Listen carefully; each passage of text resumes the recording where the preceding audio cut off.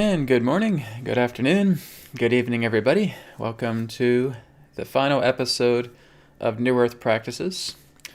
So next week, the arrangement will be that on Thursdays, I'll be having New Earth Insights, and on Fridays, I'll have New Earth TV Live. Now, New Earth TV Live and New Earth Practices are basically going to blend together. So when we look at New Earth TV Live next Friday, we're going to be looking into healing work, practice education, and of course Q&A on any topic. So that's going to be the new format, as I'm going to be rolling out the new Patreon website next week as well too, and that will include a launch video that will be happening in the early morning of February 1st on my YouTube channel. So I'm looking forward to that. So again, for our last episode today, we're going to be sharing some really deep, powerful information about the blueprint to self-liberation. So I will have a couple of, I'll have my whiteboard here, and of course I will have a slide that we're going to go into, as we're really going to be looking into the nature of the blueprint itself that is really preventing us from going into self-liberation, and how we're able to completely dissolve a lot of these obstacles that are in the way so that we can go all the way home. So to elaborate on this further, I'm going to be pulling up a graphic here, and this is giving you a brief introduction looking at the geometry of the ripple. And it is like a thought. It's like if you have a clear pond, a still pond, and you take a pebble and you drop that pebble into the pond, you of course get this ripple effect. It is that thought that is the disturbance of the stillness of the pond. And so we're looking at the essence of that disturbance pertaining to the feeling of the non-self, or we could also look into the idea in that sense of the material self, of basically walking the inverted path. So basically where we have ego and ignorance, we could also refer to it quite simply as the separate self. So this again is what the separate self has placed within our lives, that we have been spending such a long time trying to clear away, to come back into the God self. So as we see here in the outer ripple, we firstly see the pain body. So the pain body is the furthest of the outer ripple, which means that when we're working together with the physical body, it doesn't have as much emphasis as our higher bodies or our more subtle bodies in that way. So the pain body, the physical body, has always worked as a type of gauge. It is a gauge, it is a measuring device to letting you know where you stand. So there is also something referred to as physiognomy, or face reading, based upon epigenetics, where you're able to look at a person's face and you're able to look at the characteristics pertaining to the height of their brows, the thickness of their brows, the length of their brows, their eyes, their nose, their mouth, their cheekbones, their forehead, their hairline, their neck, etc. And you're getting impressions through the face and through the neck and through the body that's actually telling their story. Well, this again is giving a simple example. It's the same thing with palmistry, right? We look into palm readings and we're able to look into a person's life path. So the body has always represented a gauge, even with the idea of different body types, right? A person who's slender and tall, or wide and burly in that sense. These all represent different body types that represent our connection to the physical body and what we're feeling inside and how we are as a person, our personality. So this is what's representing the nature of the pain body. And the pain body, again, is when it is in anguish, when it is in conflict, we see the signs. We see the signs through the physical body about how a person is going through a great deal of suffering, where they may feel like they're sluggish, or they feel like they don't have a lot of energy, or they feel miserable, whatever it may be. The physical body representing that pain body is being our gauge. So yes, it's good to focus on the physical body. It's good to get it into its good shape. It's good to get it into its basic needs. But that's not the deep work, right? A lot of us focus on healing the pain body. A lot of us focus on healing the physical body and wanting to make it well. Okay, we certainly can do that, but you're working on the outer ripple of the disturbance that represents the self, right? The separate self being that illusion.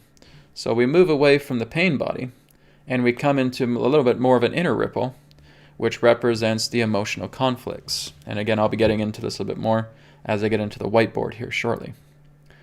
But we're working with the emotional conflicts next. Now, the emotional conflicts, again, are not part of the deeper inner ring of this ripple. It's kind of more in the middle here. So the emotional conflicts really just come down to 3 core emotions, as I have talked about this before. We have sadness, we have anger, and we have fear. So as we have sadness, anger, and fear, if we basically just tried to work with our emotional conflicts every single day, we'd never be able to get through them in this lifetime. Because you can be sad, you can be angry, and you can be fearful pretty much about anything. And so it's not even really working with the emotional conflicts to clear out and saying, oh, I just don't want to feel these emotions anymore. Well, see, emotions are a part of our natural gauge, just like the physical body will show you through physiognomy, will show you through palmistry, will show you through the study of the body what that person is going through and what their personality is like. The emotional conflicts, our emotional body, is a natural body that is a part of our soul. It's not about getting rid of your emotions. You can't. Your emotions are part of that gauge. They're your emotional states coming through the emotional body to letting you know about the vibrations that you are aligning to. Right? If we're very, very sad, well, of course, our emotions are going to express that. And that's an immediate red alert and saying, hey, red alert, you're going through very deep states of sadness here. You may want to look into that. If you have a great deal of sadness, we need to let you know about this. And when we're younger, we're very fresh to our emotional states. We make it very apparent if we're angry, if we're sad, or if we're afraid. Right? And of course, other emotions just fit into those 3 categories. So when we're younger, we're so used to expressing that. But as we get older, we start to get more programmed. And as we start to get more programmed, we start to become a lot more numb to our emotions. And so we try to bottle it. We try to suppress it altogether. And this is where the emotional conflicts come together. We're sad, but we don't know we're sad because we've been trying to bottle it up. We're angry, but we're not really aware that we are angry because we're trying to bottle it up. We're in fear, but we do not know that we're in fear. We're trying to bottle it up. And so working with the emotional conflicts, as we go a little bit more closer into the deeper circles here of the ripple, is again a gauge. It's letting you know, hey, if you tune into these emotions, they're going to function as a compass. And that compass is going to start pointing you to an inner circle. And that next inner circle is the mental traumas. So what you guys will find when you go into the video description below, okay, I'd like you guys to look into the video description right now, and you'll find a PDF document there that you can download. So as you download this PDF document, you can follow along with me if you want.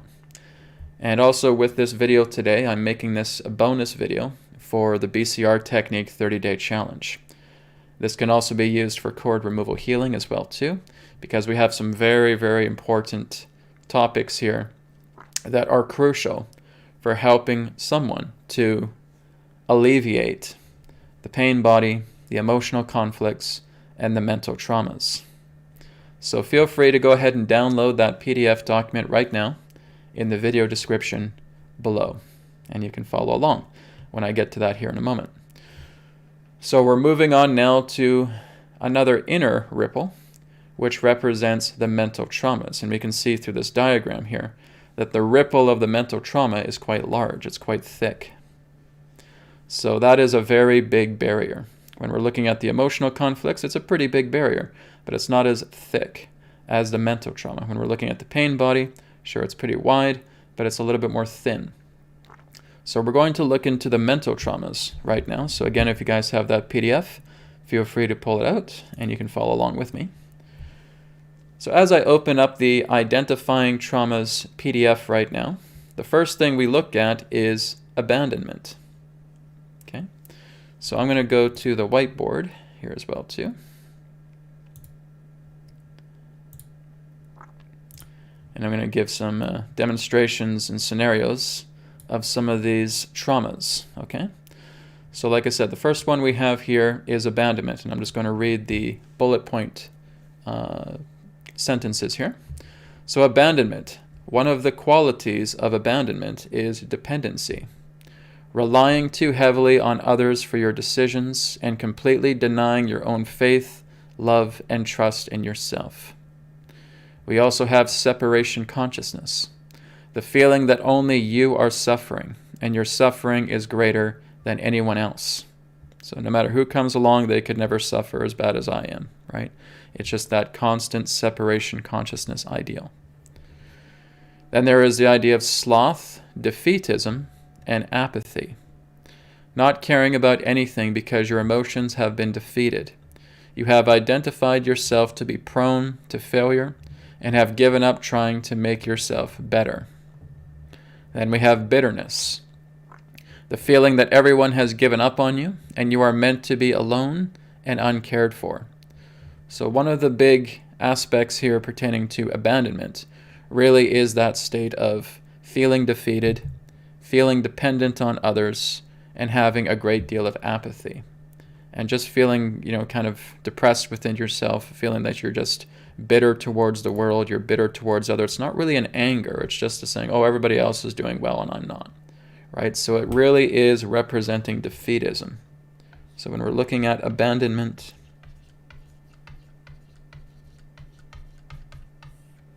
it is all about being defeated. It is all about apathy. And it is that feeling of separation. So like I said, it's not an angry defeat. It's not an angry separation. It's just kind of a, oh, woe is me. It's kind of like a self-pity. Okay, and a lot of us go through this. I've certainly gone through this in the past as well too, about abandonment, about feeling defeated, about being apathetic towards things as well too. It's a kind of shutdown. It's what it does, right? So we look at the person who's abandoned, right? They're kind of just tucked in the corner here. Okay. They're just feeling alone. They're sad. They really don't know what to do with their life. Now, the funny thing about those who feel abandonment is that they were highly emotional. Okay? These are very highly emotional people.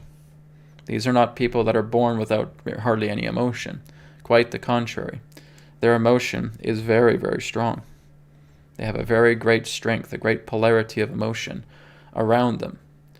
And they have tried to work out things in their past, but it always comes down to disappointment because, again, they're looking on the outside.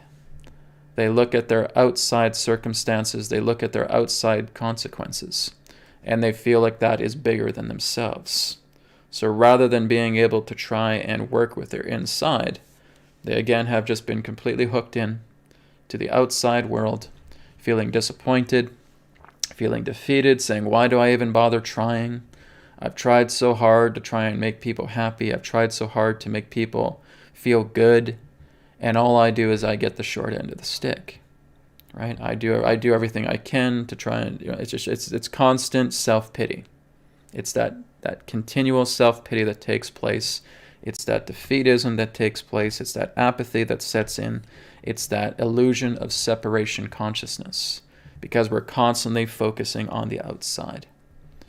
So you know you have abandonment when you have these qualities that come together. So these are the qualities pertaining to the nature of abandonment, right? And a lot of us have this, okay? These are very common traumas.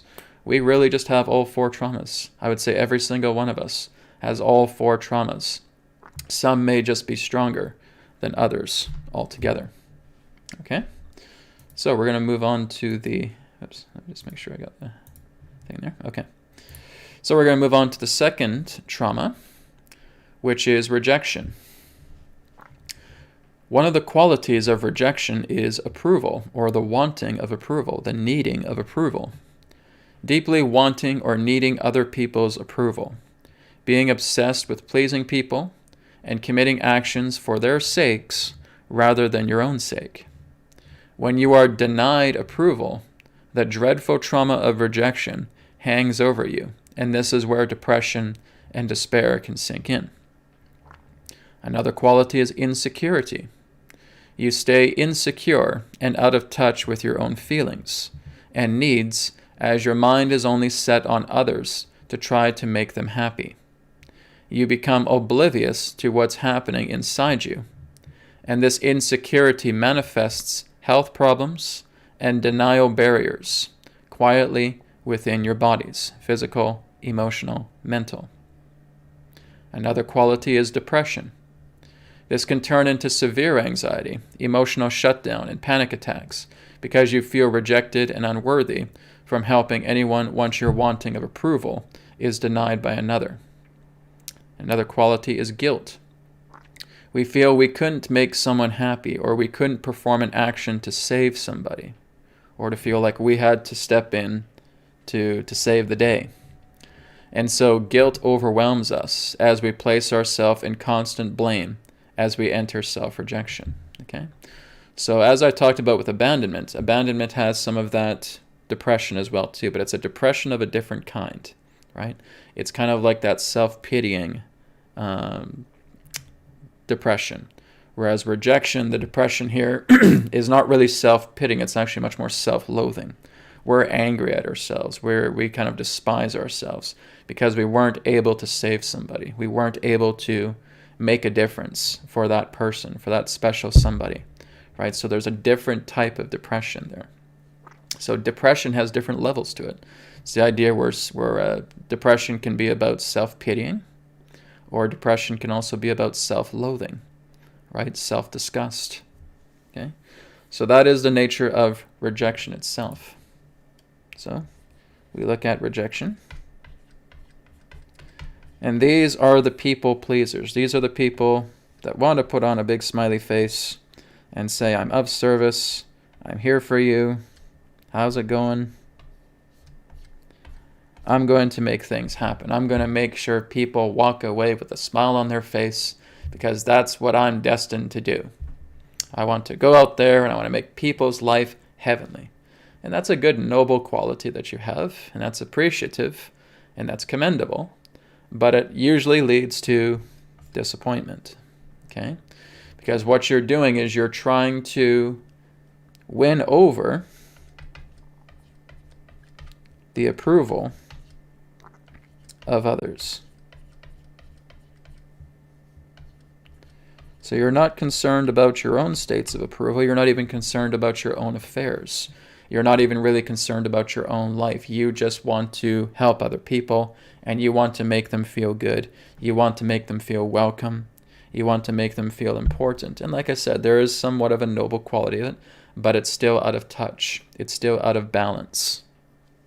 So again, we get into that mentality of saying, I just want to be of service to people. I just want to help people. I just want to help people. Well, see, you're using that as a crutch, because you want to do absolutely anything possible to avoid talking about yourself. You want to do absolutely anything possible to prevent yourself from being able to help yourself, right? Because this person is traumatized. Okay? Rejection has constantly been on their mind, and they've had rejection in certain doses. And this is where they get into that mindset of saying, okay, I'm just going to, as far as I go here I am. Nope. But here's others. Oh yeah. That's what I want to look after. That's who I want to take care of. I want to work with others because it's a way of me using a crutch to preventing myself from getting to know who I am. It's preventing myself from actually being able to go within and heal the inner traumas within myself, right? So I'm completely repelled by the idea of helping myself, and I just want to help others. Okay? So that is where we have an out of balanced aspect. Now, one who is balanced, of course, they will go and they will help others. Absolutely. But that's not what they live for. They do not live to help others. They live to keep a balance. They are balancing themselves, and they are happy to be of assistance to others, but they're not completely compelled to do that. Right? It's a balancing act here. The whole idea, like I said, when we go into the non-dual, it's to see yourself as God. Right? And of course you perform good deeds. And of course you do wonderful things. But you're not obsessed with that. You're not obsessed with trying to feel like you have to make others feel better. Okay? So this is what rejection does. And when we are rejected, that again is when we create despair, resentment, okay, depression, as I've talked about. So again, we feel like we're looking up to somebody and say, what do you think? What do you think? Yeah, I did all this. Yeah, who cares? I don't really care. Oh, right? And that wave of rejection hits us because we're trying to make somebody so happy, right? It's like a wife or a husband trying to make their spouse really happy. Maybe they make them dinner. Maybe they clean up the house, right? They do something that's very, very rewarding, they feel. And they say, oh yeah, my husband, my wife will love this. And they come home and you say, hey, honey, how's it going? Look what I did today. Yeah, I don't give a crap. And just immediately, it's like our heart sinks into our stomach. Okay? And that's that wave of rejection. Said, I can't believe this. Why are they being so mean? Why are they being so hurtful? I've cleaned up the entire house for them today. I did all their laundry. I made them dinner. Right? I washed their car, whatever it is. I walked the dog. And they just come in and they're just so unbelievably depressed. What am I doing wrong here?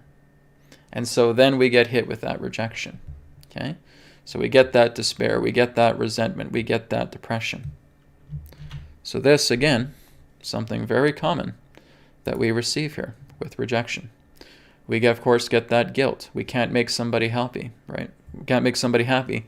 So we go into a feeling of guilt. And so we feel very, very guilty and saying, what's wrong? There must be something wrong with me. There must be something. Maybe I'm not doing something right. Maybe I didn't do the laundry properly. Maybe I didn't clean the house enough, right? And we start making these excuses of where we are feeling self-loathing upon ourselves and saying, this is my fault. This is me. And I'm being too harsh on myself because of that wanting of approval from somebody else or other people, okay? So that, again, is if you're noticing that, we got to catch that. We got to catch that rejection that comes together. So let's look now at the third trauma. We're looking at abuse. Okay, and this is a very big one. So a quality of abuse is victim consciousness. And I'll be getting into victim consciousness here very shortly. When we are hurt physically, mentally, emotionally, we want to point a finger towards another, so we have a target to blame. Everything that triggered that abuse becomes an onslaught towards them. All of our anger, embarrassment, hostility, bitterness, and vengeance goes towards that person. Again, it's another type of bitterness. It's more of a hostile bitterness. Whereas you look at abandonment bitterness, it's kind of just the idea of feeling bitter towards the world in kind of a depressive or, again, self-pitying way. But this is more of a different type of a bitterness, an angry bitterness, right? It's an angry bitterness. I'm feeling bitter and blah. Like I look at that person, they give me a bad taste in my mouth, that kind of bitterness. And vengeance goes towards that person or persons. We constantly say how we're the victim and the aggressor must pay for our suffering. I'm going to make them suffer. I am going to make their life a living hell because what they did to me. Okay? And that's where we get into victim consciousness. That's where we get into vengeance. Okay? And we also go very deeply into control. We want to manipulate the circumstances of our life, going into denial-based programming regarding anything that would suggest we had anything to do with being aggressive or a bully, because a victim never wants to think that they're a bully. They never want to think that they're aggressive. No, no, no, no. This is their fault. It's their fault that they did this to me. And you're going to take their side? Huh? What kind of friend are you? You're supposed to be my family member, my brother, my sister, my mother, my father. And you're going to take their side? I don't want to talk to you anymore. Get the hell out of my life. Okay? And that is the sign of an abused person. Okay? They have painted this new picture and put it on their wall, thinking that they are Captain Innocent, that they are Commander Caring, right? Whatever you want to call it. But they go into this control and they manipulate the circumstances and they omit all these things to where they feel like they did bad things. Now, I'm not going to do that, because a victim, people should be feeling sorry for me. People should be praising my accomplishments, right? So we kind of mix a little bit of that rejection in there as well too. But again, this is what abuse does. We paint a picture and we put it on our wall and we become the innocent victim, and it's everybody else's fault, and you will control the circumstance and manipulate the truth to keep it that way. Okay? If you guys met people like that, oh yeah. I certainly have, most definitely. A lot of them. Okay? We are vengeful. If someone does not take our side as we play the victim, we will make them regret the day they were born. Well, you know what? Maybe you should give your old friend a chance. Maybe he's just trying to come. Who the hell do you think you are? You're telling me I should give him a chance? Where was he when I was going through this? Where was he when I was having this situation unfold? Who the hell do you think you are? You don't know this person. You didn't live with this person. You don't know what they're like. Do you have any idea about what I went through? No, they gotta pay. Okay? That's victim consciousness. That's the vengeance that you're getting, right? Somebody has hurt you, and all you want to do is cast them into the pits of hell. Okay? You will make them regret the day that they were born. And that's the vengeance factor. Our hostility for vengeance burns. We burn bridges with family members and friends who don't take our side, and we try to show and try to show us that it takes two people to fight. Well, you know, right, there's some parts to his story as well, too. Oh, I don't want to hear this. You're a traitor. Get out of my life. I'm burning the bridge right now between us. Get the hell out of my life. If you're going to take his side, I want nothing to do with you. Get lost. Okay? There's the vengeance factor. We also have the pride and the arrogance with abuse. We take pride in our role as a victim, believing that we are the righteous one. We will flaunt the arrogance to try to uphold that role. Okay? I'm the victim here. I'm the one that needs to have respect. I'm the one that should be shown respect. Pride, pride, pride, pride, pride. And if you don't do this, you know, what's wrong with you? I'm the victim here. Arrogance, arrogance, arrogance. Okay? So, but as more bridges are burned by this abused person, all that remains in the end is shame and defeat. Okay? So this person is just burning the world all around them. They think that the entire world is against them if they're not agreeing with them. And it's kind of a no-win situation with this person, right? You can't even really get through to them. Their anger and their hostility and their pride and their arrogance and their control and their vengeance factor is right off the scale. So what do you do for a person like that? You just keep in the background. You just hold space from them in the background, right? The last part here is envy and jealousy, okay? So now we see that abused person seeing all these people walking down the street, and, you know, let's say this abused person had a really harsh relationship, a harsh breakup, right? Really, really aggressive, and it's really just broken their heart. And now they're seeing this couple just holding hands and telling themselves how much they love each other, and they're smooching and they're kissing, and that person just wishes them hell. How dare they? How dare they flaunt that in front of me? They have any idea what I went through?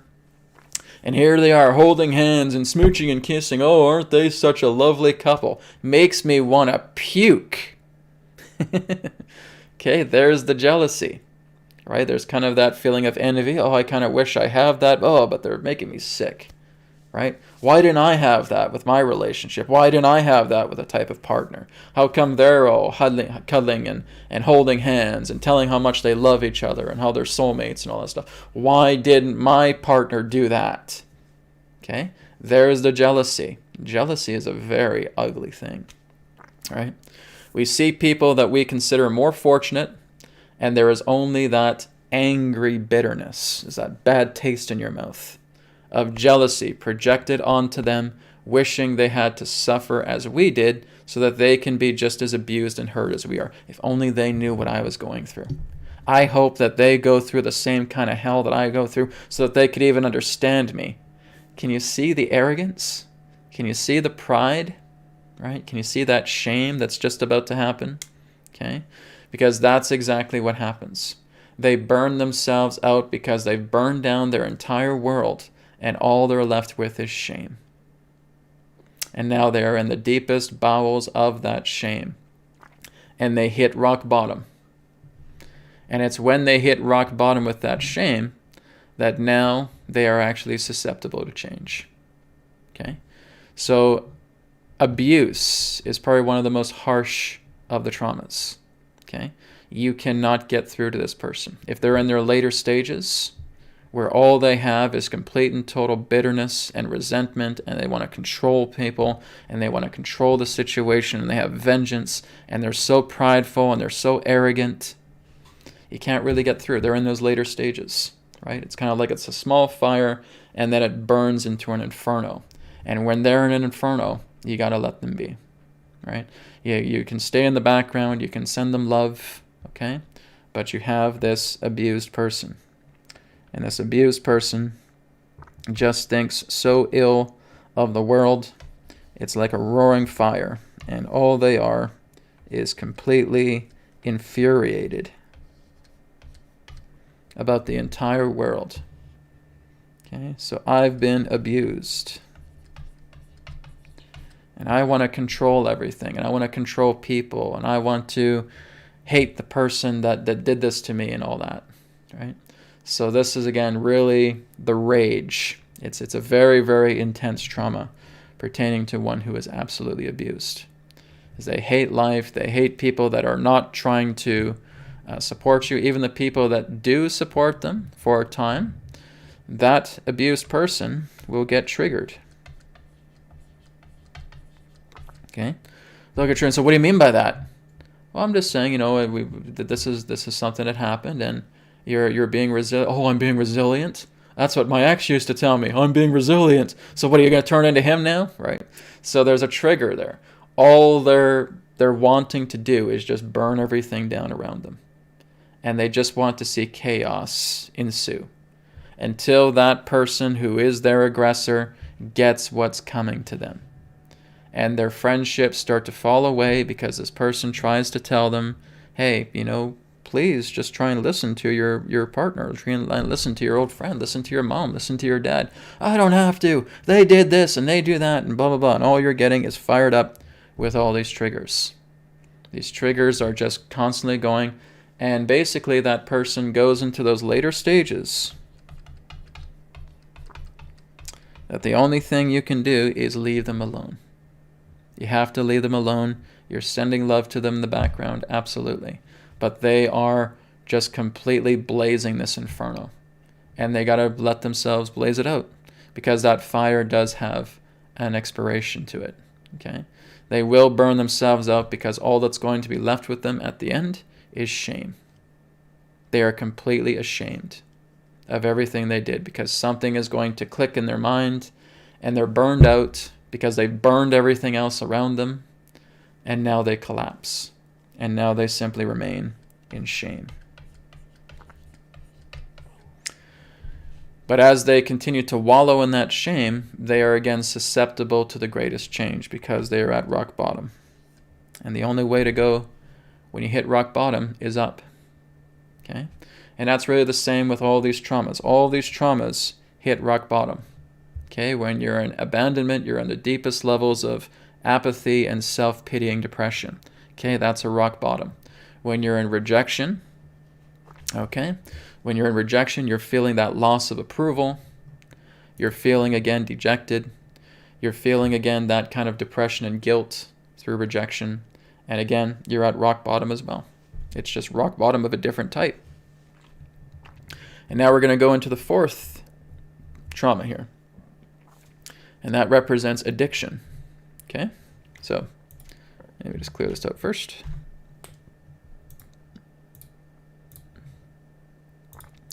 Okay, so addiction. Well, one of the qualities of addiction is greed. Our temptation towards a desire becomes stronger, and we are willing to do whatever it takes to acquire that tempting desire. The desire comes in many forms: alcohol, drugs, sex, finances, materialism, and yes, even success. Okay? Our desire to be successful. That is an addiction. Okay? So I got to be successful. I got to be a millionaire. I got to be a billionaire. I got to be super successful in this business, because what happens if that business fails? That person collapses. Okay?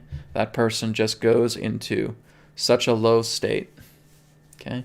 They go into that type of defeatism. It can even lead into the idea of abandonment or rejection or abuse. Okay? So it's our temptation towards a desire that becomes so strong, and we're willing to do whatever it takes to acquire that tempting desire. And so that's the greed, right? We need more. We need more. I got to go for it. I got to go for it. Nothing else matters. I got to have a successful business. I want to make tons of money, right? I want all the drugs. I want alcohol. I want sex. I want financial abundance. I want materialism. I want a big car. I want a big house, right? I want all this materialistic crap, right? Because again, they're trying to fill a void. It's a crutch. And we have lust and obsession. Our desire becomes our whole world. We think of nothing else but to attain and lust after it, when we don't realize that our obsession is injuring us heavily from the inside, as it seems nothing else matters, not even our well-being. We're only after our fix. Okay? If I need to be successful and I need to make this company number one, I'm not going to sleep at night. I'm not going to eat. I'm just going to focus on trying to make this thing a success. And you're burning yourself out, and you're slowly killing yourself. Okay?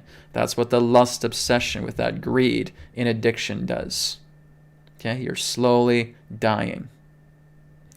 And then finally we have gluttony. Right? We crave more of that wanting, as we use that as a crutch to fill the void of our emptiness inside.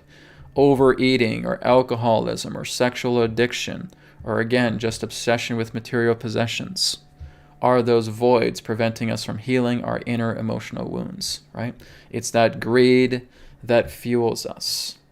Because again, it's also an association together with these other traumas as well too, right? We're abused, and so we have an addiction for greed. We want the greediness of wanting to be pitied, right? There's a greed right there. There's an addiction right there. If we're looking at abandonment, right? We're just going over the addiction to feel like we should be wanted again, but we can't, right? There's just the idea of wanting to be accepted again, with rejection, I should say, instead of abandonment. But basically wanting to be accepted again, right? And knowing that we can't because we're hurting inside. So addiction, again, just plays its rotating cycle together with all of these other traumas at the same time. So we have greed, we have lust, obsession, we have gluttony. Okay, so that's what addiction does. 2 is very, very nasty as well, because we feel like we have to cling on to the material world. It's a lust for material. It's a lust for the world. Okay? Everything that's in the physical world, we feel we have to get that in abundance, and that's going to make us better, but it never ends. It never ends. I buy the biggest car, that's not good enough. Now there's a new model, so I gotta go buy that car.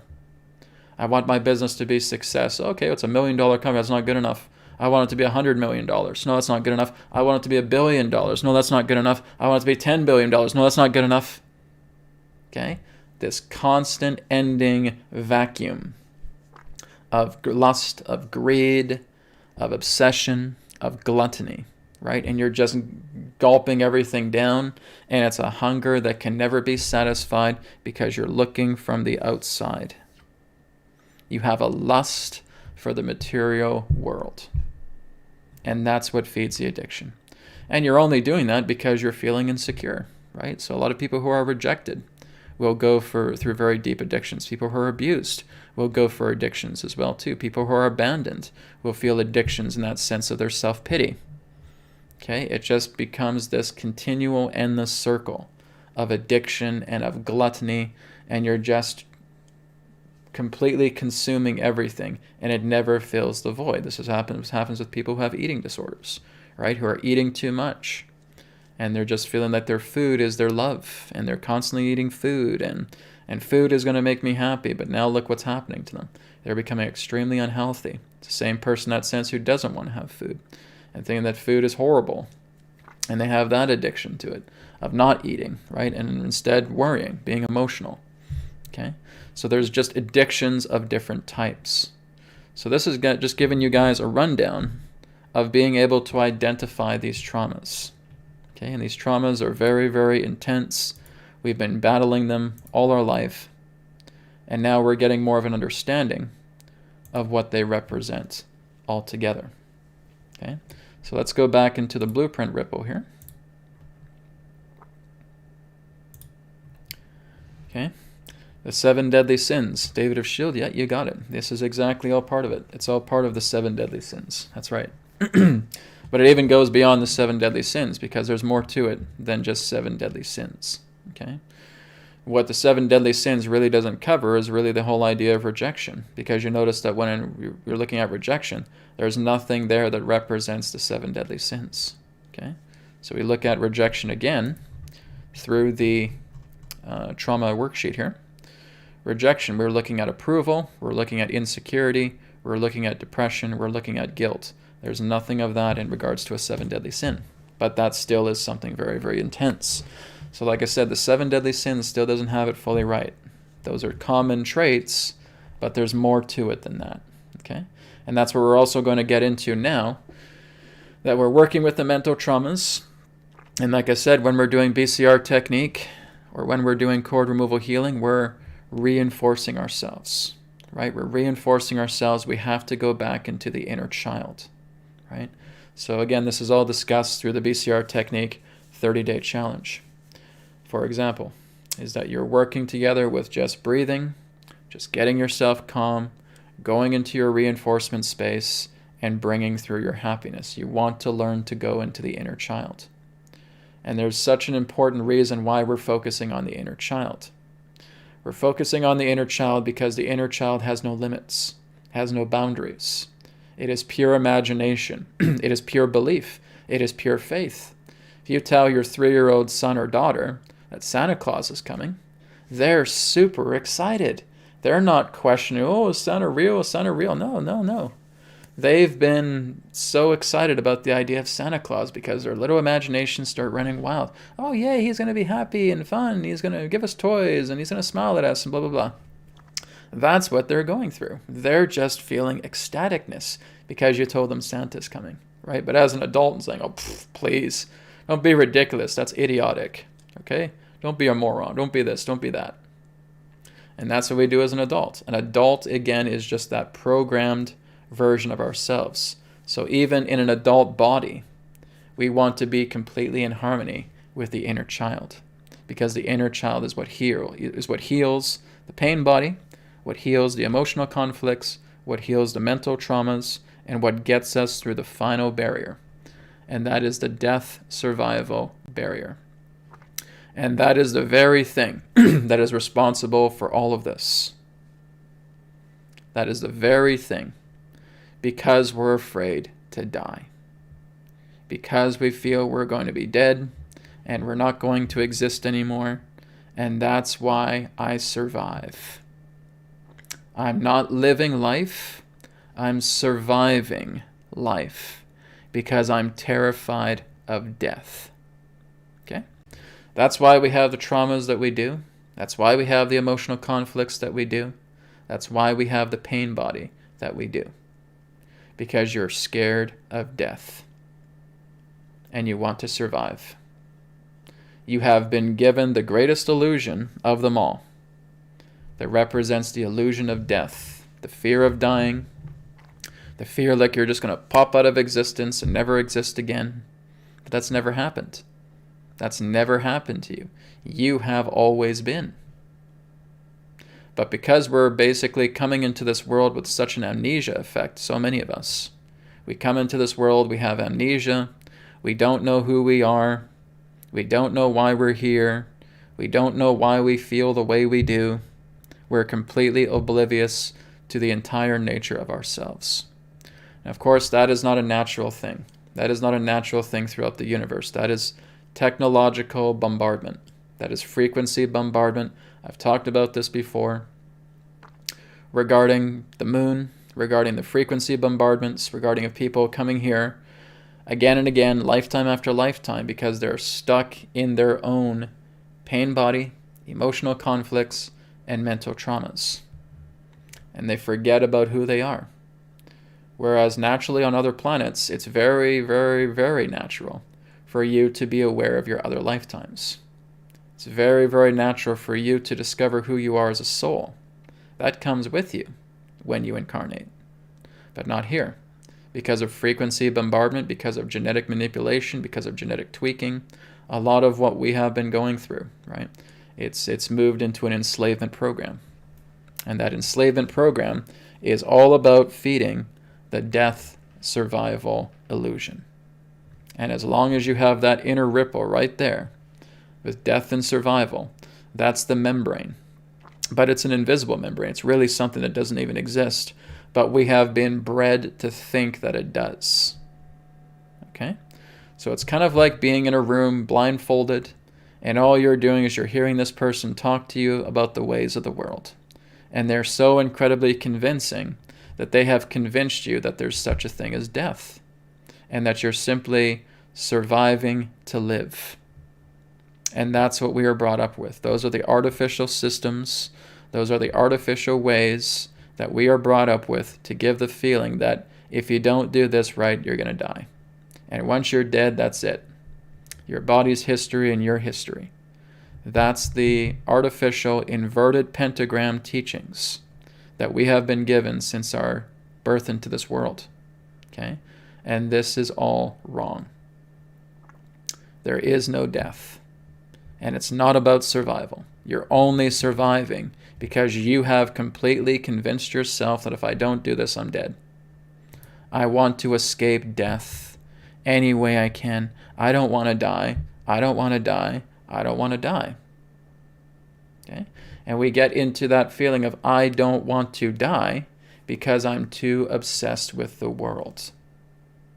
I have to try and make good in the world. I have to live a full life, and I have to do all these things, and people are expecting so many things of me, and I'm expecting so many things of myself, and if I don't carry this out, I'm not going to survive, and I'm going to drop dead. Do you see how that is a hopeless and a hollow boundary? You're basically telling yourself you want to survive and escape death, but the way you're going is that you're inviting yourself closer to it. Because you're going to exhaust yourself. You're going to completely degrade yourself. You are going to feel such a loss of energy, of vitality, of all the goodness within yourself because you're in a survival mentality. You are surviving to stay alive because you're terrified of something that you've never even experienced called death. You'll never experience it. You'll never experience death because all death is transformation. Okay? Your physical body will perish. That time will come. Your physical body has an expiration date because it is of the flesh, because it is of the earth, because it is a mortal instrument, because it is part of an impermanent world. It will die at some day. So when you come to terms with that, you're not afraid of death anymore. Because that's really what we're afraid of the most. I have an expiration date. I'm only on this planet for so long. And I have to put so much demand upon myself, and if I don't, well, then I'm going to kick the bucket, and then I'll just blip out of existence. That's impossible. You're not just going to blip out of existence, because all you're doing is you're seeing yourself as the body. You think that you're the body, and that's it. And that if your body goes, you go. Okay? That is delusional. That is wrong. That is a lie. And that's why we go through all of the stuff that you see here on this ripple. That is why we have a pain body. That is why we have emotional conflicts. That is why we have mental traumas. Because we are under the control of death survival. It is the ultimate fear. Okay? It's that ultimate fear that this artificial system has placed and implanted into your psyche. And thinking that if you don't live a full life, and if you don't do as we say, and if you're not obedient, then you're not going to live a full life, and you're just going to be worm food. You're going to be a corpse, and that's it. And that'll be the end of you. That is unbelievably stupid. Okay? That's as stupid as thinking that we're the only intelligent life in a vast universe. That's as stupid as thinking that the earth is flat. Okay? So this altogether is the grand illusion of telling you that you have to live a good life, but through the living of a good life, you're going through so much peril because you're trying so hard and you're not even thinking of yourself. You're just constantly going through this materialism. Okay? The death illusion is all about materialism. It's all about the world. It's about living from the outside. So that's where we slip up. That's where we're in the greatest form of conflict, is we're trying to make the outside world work for us. We're trying to control people. We're trying to serve people hopelessly so that we can forget about ourselves. We're trying to be in over-servitude with people. We're in self-pity. We're in self-judgment. We're in self-loathing. We're addicted to things. We have guilt. We have greed. We have obsession. We have lust. Right? We have gluttony. All of this is representing the outside world. This is why you are learning through the BCR Technique 30-day challenge how to live in here. How to live inside. Because this is the true world. Where you are eternal. Where you are infinite. Where you are immortal.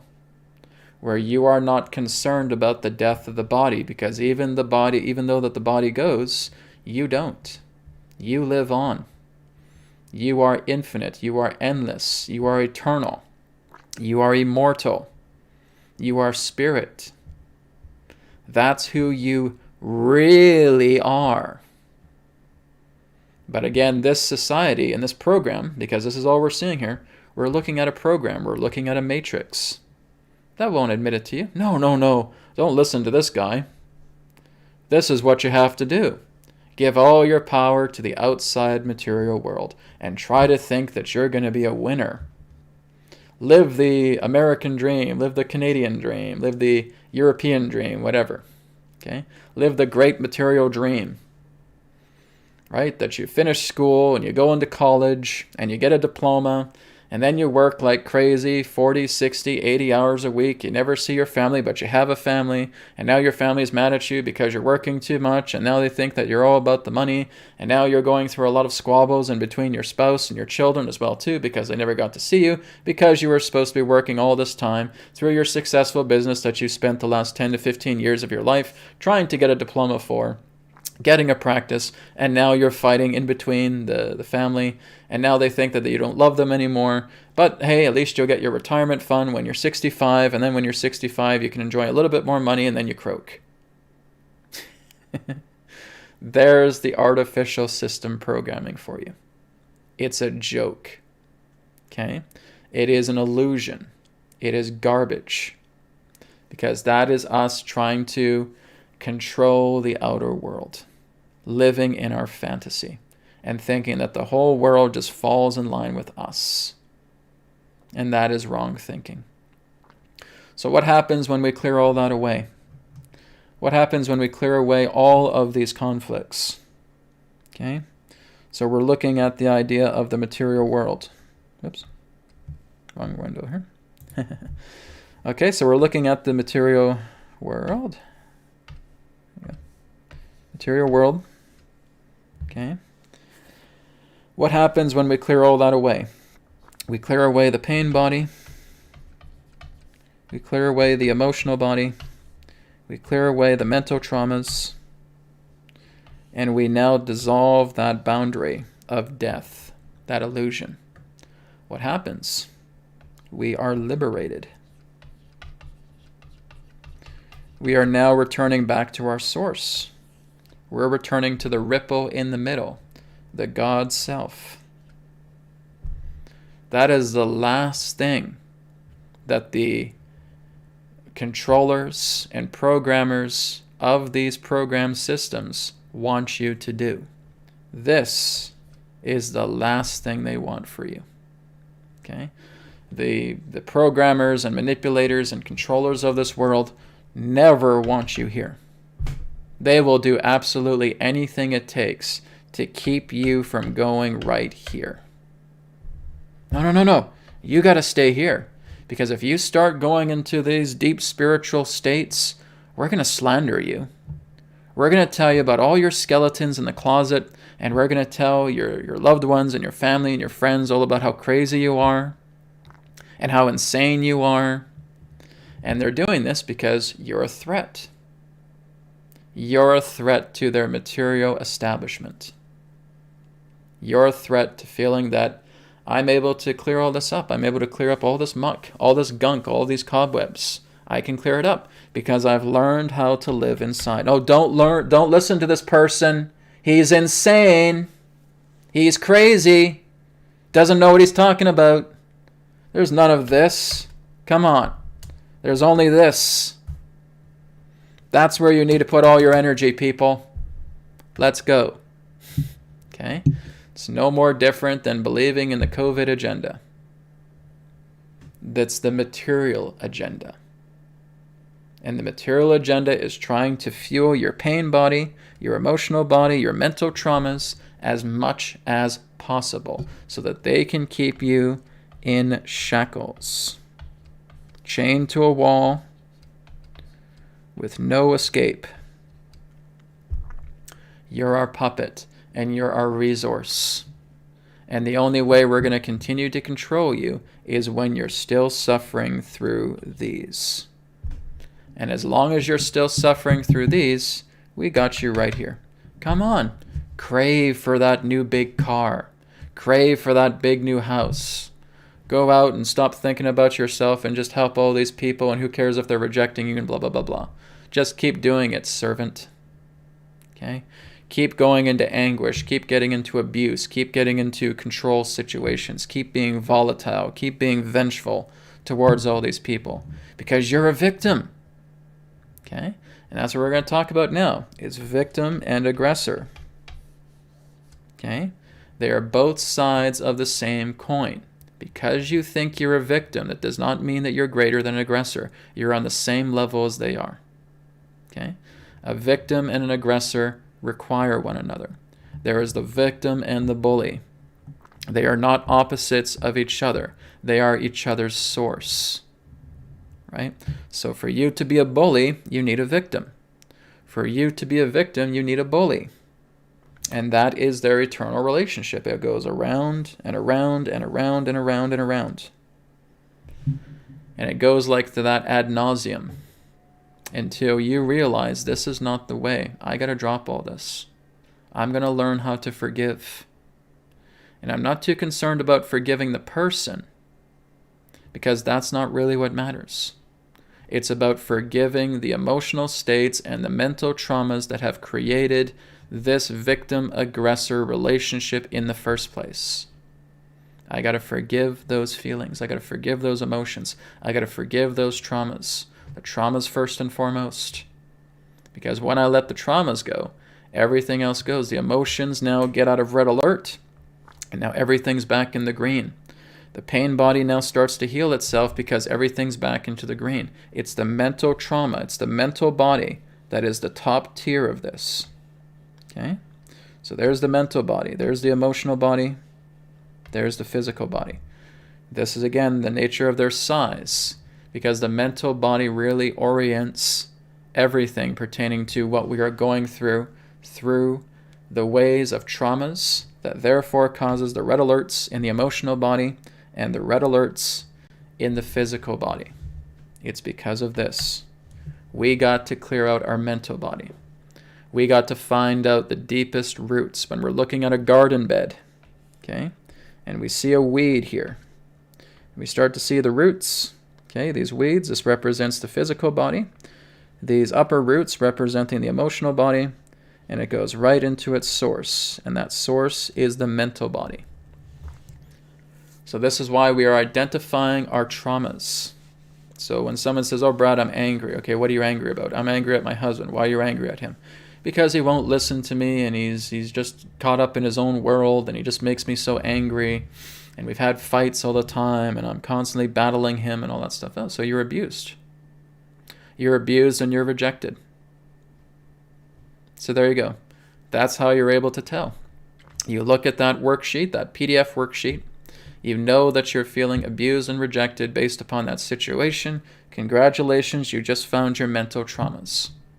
So now we're doing something like the BCR Technique 30-day challenge, and we're working with the mental body and clearing it out because we make our love energy larger than anything. Okay? If this is our conflicting energy right here, our love energy is at least twice its size.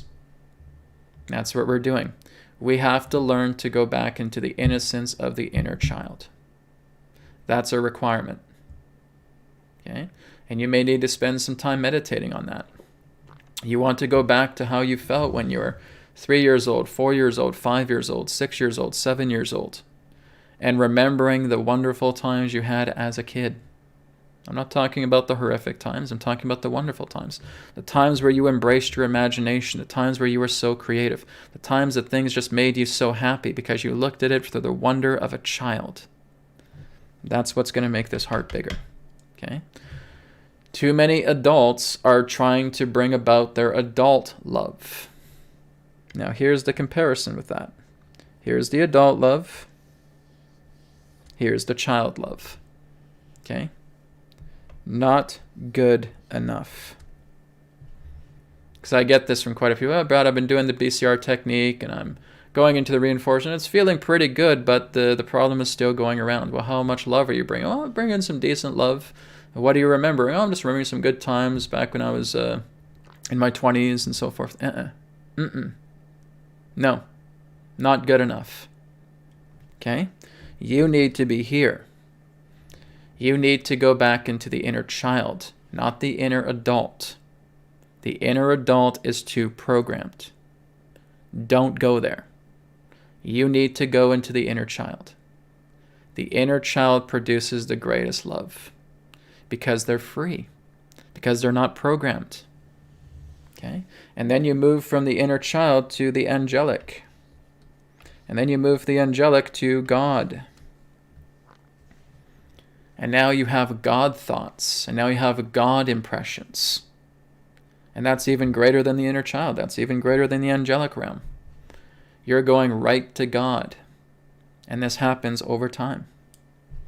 And now you have no problem getting so much love flowing through you that the mental traumas don't stand a chance. You have all that love energy flowing through you. Spirit, I'm ready to clear this out. Love energy, I'm ready to clear this out. I'm ready to clear this trauma out because I feel so amazing right now. I feel on top of the world. I feel higher than the mountains of the earth. And I'm ready to clear all of this out altogether. Mental traumas be gone. And you'll feel it. You'll feel all that love energy going to work, and you're just going to start feeling lighter. And you're going to feel lighter every day. More and more lighter. More and more lighter. And so, oh my God, I'm feeling good. This is what it is to live from the inside. So this is what we're doing. We're going into the inner child. It even goes back to what Jesus said. Unless you change your ways and act like little children yourselves, you will never enter the kingdom of heaven. The kingdom of heaven is your own heart. The kingdom of heaven is your own sanctuary. It is your heaven inside you. That's where we're going when we're doing BCR technique. Breath work, calmness, reinforcement. And that reinforcement is the reinforcing of the positive energy. So if you're skewed over here on the negative, what we're doing is we're now going into the reinforcement, the positive reinforcement, to bring us here. And the positive energy is bringing us here, and we want to be here. We don't want to be over here, and we don't want to be over here. Because now if you're overly positive, you're just too floaty about things, right? You're just thinking, oh, don't worry, I'm overly optimistic. I'm overly optimistic of things and blah, blah, blah, blah, and I don't have a care in the world and so forth. And you're missing out on opportunities of growth by being too overly positive, okay? Overly positive can be just as harmful as negativity, okay? Because you become oblivious and you become way too floaty and you become ungrounded and you miss opportunities that come to you for growth and expansion, okay? So we do not want to be here. We are only using positive energy as a counterbalance to counteract the negative so that we can be here right in the middle, right at the 0 point, okay? This is where we want to be. We want to be right in the middle because that's how we live in the heart. The heart is balance. The heart is centering. The heart is God. That's where we want to be, okay? So I'm hoping I'm making that pretty clear to everybody about that. The next thing I want to talk about as well too is the responsibility of the perceiver. Oops, let me clear that out. Okay, responsibility of the perceiver. So what does that mean? Well, you guys have heard it through me, where I've talked about that you're the only one here. Okay? You are the only perceiver in your reality throughout all of the universe. There's you. And that's it. Right? Everything you see, again, is the appearance of consciousness. It is the appearance of consciousness, which again works together with the ether to where thought is patternizing everything into material. Okay, and that's all through thought. It's a thought universe. You can say, yes, it's an electric universe. It's a material universe. It's a mind universe. You are inside the mind of God. But you're the only perceiver inside this mind of God. And so by being the only perceiver here, you are responsible for everything that life gives you. So what you are putting out is what you are getting back. Okay? And what a lot of us do is we create this harsh boomerang. Okay? It's a sharp boomerang. It's a little heavy too as well. But we take this boomerang, and when we're aggressive, when we're angry, when we're upset, when we're sad, when we're basically trying to curse somebody, it goes out. And then in time, it comes right back again. Poof! And nails us right in the head if we're not aware of catching what we have been putting out throughout the material universe. We are the perceiver, and as the perceiver, we have to be responsible for everything that we do. Okay? That's how you attract the kind of people that are in your life. You can attract wonderful people, or you can attract angry people, right? Flexing their muscles. I'm stronger than you. Okay? We attract the bullies. We attract the aggressors. We attract the braggers. We attract the arrogant. We attract the ignorant. Because our thoughts, our intentions, how we behave, how we compose ourselves is based upon that. It's not to say that you need to keep track of your thoughts, but it's the actions to which the thoughts elicit, to which you're chucking that boomerang out. And it's going all the way around, and it's going to just nail you right in the back of the head because you are oblivious to what you have put out through your actions. Right? So if a person's like, oh, this guy's such a jerk, he's such an idiot, and you're having this emotional blow up, such a jerk, such an idiot, such a moron, I hope he drops dead. Right? And now something like that comes back around because now we meet an even bigger person that feels like a moron, that feels like an idiot, that just bothers us to such an extreme because we chucked that boomerang. I hope this happens to them. Oh, this person drives me nuts. I can't stand them anymore. Oh, my mother and father are so mean. They're aggressive. I can't stand them. They drive me completely nuts. All this government and this stuff and all that's happening to it makes me so mad. I'm so angry at this government. I wish they would just leave and disappear. That's what you're doing. And you keep bringing your pain back together in different forms of manifestations. Because you're chucking that harsh boomerang out to the material universe, and it's coming right back. Because what is the material universe? It's a living mirror. And it is governed by the living laws. The living laws are all about keeping balance and harmony together. So when you violate those living laws, and you are going into aggression, and you are going into depression, and you are going into pain body, and you are just cursing the entire world, and you think everything is unfair, and you think everything is unjust, and you think you're being violated, and you feel like you're being taken advantage of, and so on and so forth, and you're the victim consciousness here, all of that comes back. Always. You will always get a receipt. Okay? That boomerang comes back. That receipt is now in your hands. You're getting this back because of your behavior. You're looking at your past and you're seeing what you've done. But now when you start to correct yourself, you start bringing yourself into the BCR technique, and you're correcting yourself, well, now you have that receipt in your hand and you're able to catch that boomerang when it comes back. It doesn't hit you in the head this time. I caught it. This is what I put out. This is what I put out about a month ago in regards to me getting so angry with my friend because they let me down, etc., etc. So now I'm going to catch that.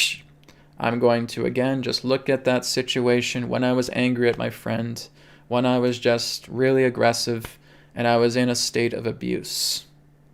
That's it. Let's get down to the 4 traumas. Okay? If you're feeling you're angry at your friend, or you're sad with your friend, you felt sad, you felt left out. I felt left out. I felt like I was pitying myself. It was abandonment. Yes. I was trying to appease them so much, and they were just letting me down, and they didn't want to embrace this, and I was feeling I was trying so hard, and they wouldn't give me the respect I deserve. That's rejection. Okay? And I know I've been obsessed about this. I've been thinking about this big car, and I just want to figure out how I can get this, and how can I get money, and can I get enough money to get this car? That's addiction. Okay? We're looking at the receipt, because the universe will always give you a receipt for everything that you are doing, because it comes back around. So that's what we want to do. So really what we do is we look at our physical body. What are we experiencing when we're feeling this emotion? Okay, I can feel a tightness in my chest. Okay, because there's something here with anger. Okay, what was I angry about? Yes, I was angry at this person because I did not feel like they were appreciating all the hard work I was doing. Oh wait, that's rejection. And that's what goes into the mental body. Okay, so now I have the mental body information, I have the emotional body information, I have the physical body information. Perfect. It goes into my notebook. Now I can do a BCR technique. And now I'm going to go into the inner child, and I'm going to meditate for a while until I really feel like I'm in that calmness. When I'm in that calmness, I have let go of the physical world. I have let go of my belief systems. I have let go of my boundaries and my barriers, and now I just feel as innocent as a young child. That's when I know I'm calm. I'm in the subtle, low, idle state, and I feel like I'm giggling like a little child again. And now I go into my reinforcement space, and now I let my love just manifest this beautiful scene, this beautiful space, and I indulge myself in reinforcing all of the love energy that is within me, because I feel like an inner child right now, and I'm now glowing with this beautiful love and brilliance and joy and happiness and compassion and strength. So now here's my conflict. Here's my love. Look at the size difference.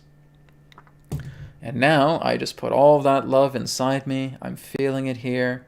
I feel so floaty. I feel so free. I feel so joyful because I've penetrated past all of the boundaries. I've penetrated past the pain body. I've penetrated past the emotional conflicts. I've penetrated past the mental traumas. And I've penetrated past death.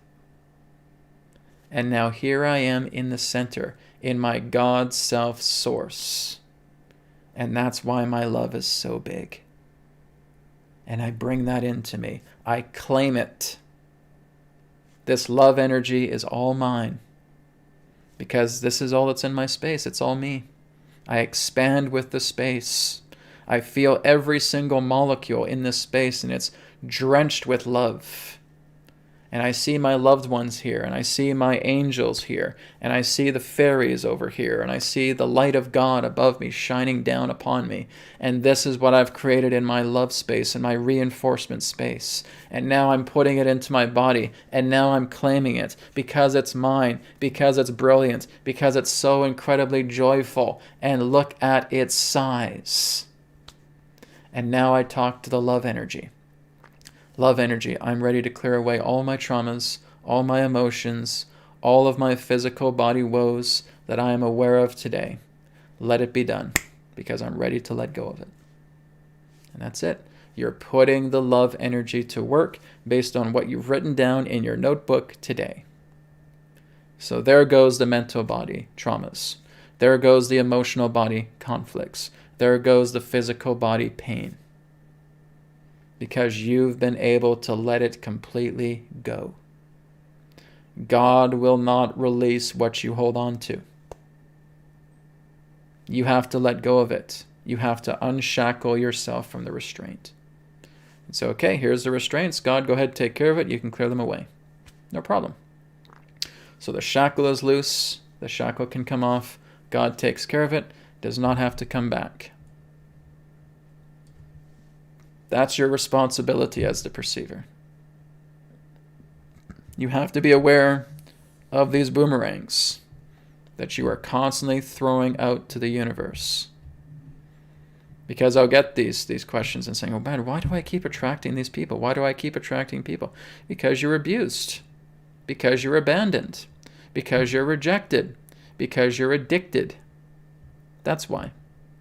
Those traumas still exist within you, and you have not done the deep work to clearing them out and reinforcing your love energy to clear them out of yourself altogether and moving past the death illusion boundary to come into your God self source. Because once you're there, you're not going to have a boomerang anymore. You're just going to look at the receipt and say, okay, I remember now. This is something that happened. Again, when you start doing the BCR technique and you go out into the world and you realize you start getting these challenges, you're actually very grateful to these challenges and saying, thank you so much. Now I know what to clear from myself. If I'm having an argument with my spouse and I've been doing the BCR technique now for 20 days, I'm actually very grateful for having this argument because now I see within myself what I could not see before because I'm looking at myself with the innocence of a child because that's how I live from the inside. Living on the inside is to have that inner childness. I'm not saying you have to go out and do cartwheels and you have to somersault in the grass and all that stuff. You can if you want, but it's to look into the idea that you are completely content with who you are because that's what a little child is like. They are completely content with who they are and they're completely content with their world. And all they want to do is just share love and happiness and joy, and they want to express themselves in a very beautiful and wonderful way. And that's all you're doing. But they are not seeing themselves as the outside of the world. They see their heart. That's why they're so expressive. That's why they're able to share everything. That's why they're very honest when they express their emotions. If they're sad, they admit they're sad. Right? That's where you got to be. You got to return back to the inner child. You got to go back to being the little one. Right? It's like this little kid here sitting on a heart. That's the best picture I can paint. I can give to you guys. Is you want to be this little guy sitting on the heart right here and just saying, I am completely in my heart space. I am completely in my love. I am completely in my compassion. I live from the inside. I walk the physical world, but I'm not part of the world. I am in the non-dual. I am spirit. That's where we liberate ourselves. We are not concerned about chasing rainbows in the material world. We've evolved past that. We play with the world. We work with the world. We talk to people of the world. We interact with the world. But we're not attached to it. We're not chained to it anymore. We've set ourselves free. This is what the BCR technique is attempting to teach you, because once you come here and you're in the 0 point, you are now in the non-dual. And the teachings to come will be more about the non-dual. Because now it's time. Now it's time, you guys who have been doing the BCR technique for quite some time right now, now is the time for you to learn how to live in the non-dual. Okay? And that's the great responsibility of the perceiver, is to clear out all of their clutter, all of their cobwebs, come into the inner child, so that they can truly live in the true world, the non-dual world. All right? So that will be a discussion for another time. So thank you, everybody, for tuning into this broadcast today. I know it was a long broadcast, but it's all part of our final episode here. And I hope this has helped all of you. I'm hoping you guys are being aware of this now. And like I said, if you have not worked with the BCR technique, what's stopping you? Okay, now it's time to really get going with that. Okay, the BCR technique is in my playlists on my YouTube channel.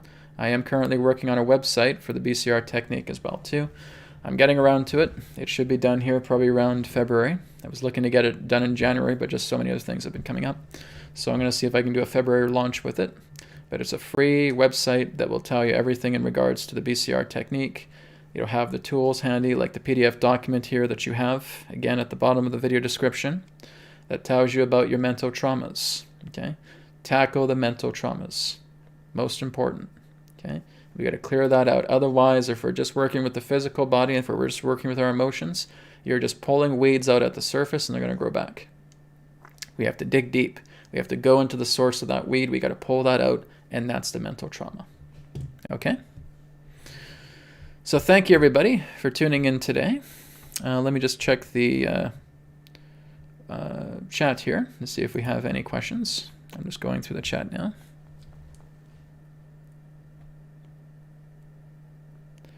Here's a question here from Carmen and Biz. Not sure. Charm. I'll just refer to you as Charm. That's okay. Did Jesus ever walk away from people, or did he try and stay to change them? He didn't do either. He was not here to change anybody. He was here to be the living representation of the Christ, for people to see it within themselves. You can't change anybody. Okay? Jesus could not change anybody. Nor did Jesus walk away from everybody, because he didn't turn anybody down. People that were drawn to him, he responded to that. It's one of his quotes. Anyone who wishes to come to God and learn from him comes to me. But I can do nothing unless the Father who sent me draws these people to me. Right? And I will raise them to life. So that's the idea. Jesus never turned anybody down. When people came to him, he helped. He responded. He worked with them. But he did not have an alibi in the idea of changing it, because when you're trying to change somebody, what does that mean on the mental trauma? If I'm trying to change you, what am I trying to do? Well, that's basically telling me that I'm abused and I need to change a person because I want to control. And it can also be the idea that I want to try and appease you so much because I'm feeling rejected inside. So, Jesus was not feeling rejected nor abused. Okay? You got to get out of this mentality of thinking that you can change people. That's wrong thinking. And that's only based upon mental traumas. Abuse, rejection, commonly. Right? So we're not here to change a person's mind. Because again, that's you trying to put on your happy hat and your happy shirt and your happy pants. And you're trying to go out and you're trying to appease people because you want to try and maneuver them to like you. And that's you trying to change them. And then there's the abusive person who's trying to use control to try and get you on their side so that they can vampire your energy, so that they feel like they are getting praised and that they're right for what they're doing. It's a craving. It's that wanting of praise. Jesus himself says you like to receive praise from one another, but you do not try and win praise from the one alone who is God. Right? If you want praise, get praise from God, not from people. Okay? So that's the whole idea. So the answer to your question is neither of them. Jesus was here to demonstrate the Christhood to everyone, and that he helped and assisted everybody that was drawn to him, but he was showing you that as I do these things, you can do them too, and teaching the entire world about the kingdom of heaven, about what's inside here. In other words, guys, the non-dual. Jesus was a non-dual teacher, right? That was his nature. And he was showing us, not because he wanted to show everybody because it was an obsession. He came to show us how we could embody the Christ within ourselves. So the whole idea is it's not about trying to worship one guy based upon what he did, because the truth is there are many masters before him that did this as well. Right? But he really played his role out. He embodied the Christ. He embodied representing God through him, the Father and the Son. Right? So that's his role. That's what he did. And he did it very, very well, if you ask me. Okay? But he was all about the non-dual, teaching you to live inside the heart, be like little children, so you can enter the kingdom of heaven. Okay? Beautiful. So thank you for your question. Okay.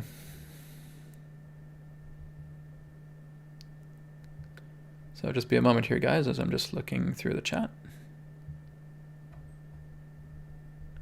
And thank you, Peace, for your contribution and your sharing. I appreciate that. Okay. The Man Demand says, question, how to become more creative? Your inner child. That's the simple answer. Brad, how can I become much more of a creative person? Go into your inner child. Okay? We have to firstly look at all the traumas that we're holding on to ourselves, preventing ourselves to thinking that we're actually not creative. Okay? Every single one of us is a creative being. Because like I said, this is you in the center. In the center, you are the perceiver. And this is your universe. Everything is here is yours. Okay? You hold dominion over all things. But as you start to go into the non-dual, you realize that you are all things, but you're ready to just leave everything alone because that's keeping the balance intact. So what we need to do is we need to clear away the mental traumas. Like I said, that's pulling the roots out of the garden so that the weed never has to come back again.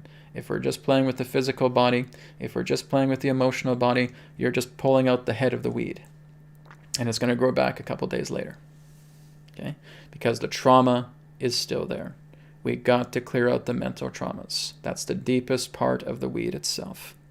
So once we clear those out, your abandonment, your rejection, your abuse, your addiction, and that's gone because we've been doing a lot of work with the BCR technique. We've felt like the inner child within ourselves, and we've cleared that out completely. Now we feel that creativity spark coming back. Oh my goodness, this is what I've wanted to do all along. Maybe I want to be a musician. Maybe I want to be a dancer. Maybe I want to teach. Maybe I want to be a writer, right? All of those things that have been suppressed because of our self-judgment towards ourselves, our emotional conflicts, our mental traumas, all of that's gone now. Now we realize our potential. We realize who we are as a creative being. Because that's no longer standing in the way. That's no longer obstructing your path for you to be able to do that. Okay? So that's the key. Thanks for the question. Okay. Samba here says, is our inner child our lower self?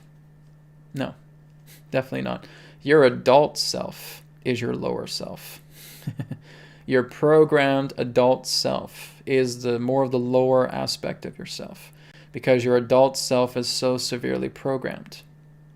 It's so severely programmed, it's so completely injured, it's so feeling completely flawed.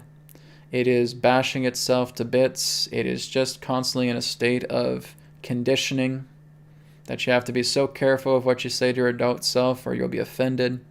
The adult self of ourselves is the lowest form of being. It really is. Okay? The inner child is much more higher. The inner child, in its purity, is actually a lot more closer to the higher self. Did you guys know that? When you are bringing in the purity of your inner child, you have no boundaries. You have no conditions. You're not bashing yourself into the ground. You're not playing a blame game. You're like a little kid. You just want to explore the world. You're happy. You're joyful. You're living inside your heart. And your beliefs are limitless, right? You can believe in anything. Like I said, you tell a little kid, Santa Claus is coming. And they get so excited. It just bubbles up inside them. It's a beautiful thing. That's as close to the higher self as you're going to get.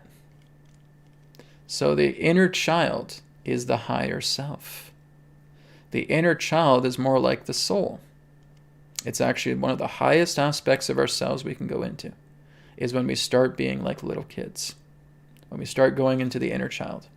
This is why I say if you have children and you're with them, really just love and honor and appreciate and maintain their innocence. It's so very important, parents.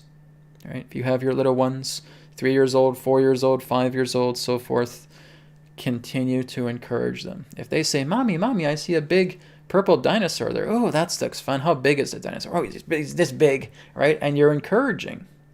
And they're playing with that. How big is it? Is he very friendly? Is he happy? Yeah, he's happy. He's smiling and he's laughing. Great. Tell him I said hi. I did, right? You're encouraging them. That means the world to them.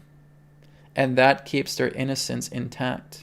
And if they have a hurtful day, you're over there and you're encouraging their imagination. You're encouraging their love to heal their wounds. Okay? The worst thing you could ever do to your kids is say, oh, stop crying. Come back to reality. Get out of your stupid imagination. That is the worst thing you could ever do to your kids altogether. That is very, very wrong. Don't do that. You encourage their love. You encourage their imagination. They're at such a delicate age, and you want to nurture that. You want to nurture your children, okay? If you can't do that, then you need to excuse yourself away from your kids, and you need to start working on yourself, and you need to start going to their level. You need to start opening up your heart, and you need to start learning how to be an inner child yourself. Okay? Because if you're not doing that, you are a danger to them. And you are constantly bashing them to bits. You're making them feel afraid. You're being put down. And you're completely numbing their innocence. Don't do that. Right? Please don't do that. Honor their creativity. Honor their love. Honor their happiness. Because as they're so excited, you're living voyeuristically through them. The purple dinosaur, and he's this big, and he's smiling, he's waving at me. And I say, yeah, great. Tell him I said hi. Great. Tell him we'll give him a tickle contest. Yeah, right? The kids are getting so happy because you're playing along with their fantasies. And that's making them so happy. And now they have that big, vivid imagination. They got so much love. They love their mom and their dad because they're supporting them. And now you can use that love whenever they're hurt, whenever they're harmed, to basically take that love and they can heal themselves really quickly. And you can teach them about the art of healing as well, too. And saying, okay, do you feel this owie on your arm? Yeah, I feel it. Okay. So just take a deep breath. And I want you to remember that time where you saw that big purple dinosaur. Remember? Yeah, and he starts laughing. Okay, I want you to see that purple dinosaur touching your arm. And as soon as he touches your arm, your arm's all better. Mommy, the pain is gone. Exactly. That's what you've done. You've turned your child into a healer. You've turned your child into a miracle healer.